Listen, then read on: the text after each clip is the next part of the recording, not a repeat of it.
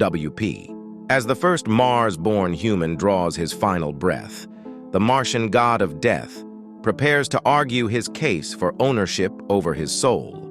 Part 1. Gabriel, or at least his soul, silently sat on one of the vacant hospital chairs as the world lay frozen in time around him, minus himself and the two horribly frightening beings arguing in front of him. He could see his wife, children, and grandchildren with their hands resting on his old and worn-out body, and he could see the doctor looking up at the room's clock to accurately announce the time of death. Minus the two arguing beings screaming at each other in a strange language, the scene was incredibly peaceful, and how Gabriel had always hoped his life would conclude. He could tell, to some extent, that one of the beings was supposed to be the Grim Reaper, due to his skeletal appearance, black hood, and long scythe.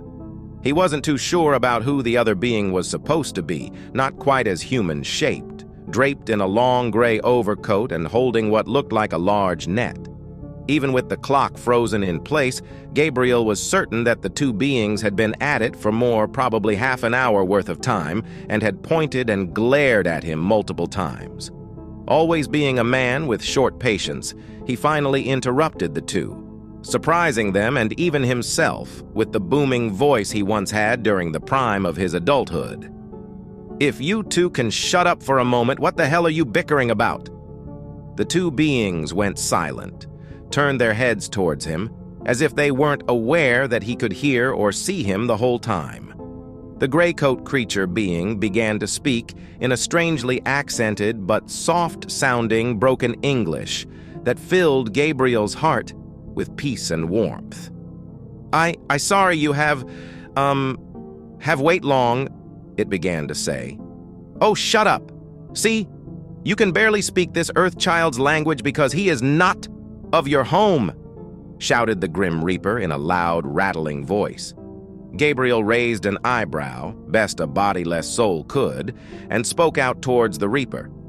"I'm sorry. Can I get some context here?" "Sorry," the Reaper began. "Where are my manners? I am Death, as you can probably figure out. This one here, though," he shouted while flicking his fingers towards the gray coat, "is also, well, Death, but of Mars." "I see," Gabriel said blankly. "I didn't know Mars had a Death, too." Mars Death gave a weak smile towards him as Earth Death rolled his eyes. It looked as if Mars Death was going to start talking again when Earth Death spoke up. "So you see, every planet that grows life will eventually grow a death, the moment a creature on that planet becomes sentient enough to process the concept of death and the afterlife." Wait, blurted out Gabriel. "So life really was on Mars before then? Intelligent life?" "Well, yes." Earth Death shifted uncomfortably. "But that's not important right now.